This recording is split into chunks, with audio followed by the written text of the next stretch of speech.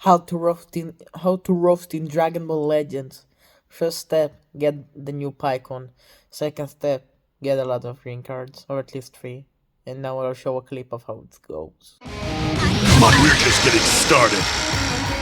Take that! You dirty barrier! You smell like a trash heap! I hate you! You dirty barrier!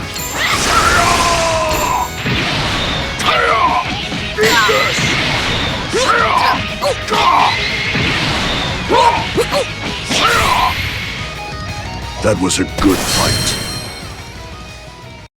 And yeah, that's how you roast in Dragon Ball Legends. I will see you in the next time. Maybe in the festival. Maybe I will do a summon video. We don't know yet. Well, basically, it's all.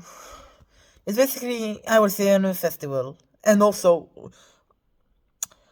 Dragon Ball, more Dragon Ball cards will come soon. Okay, so watch out for it. I will see you next time.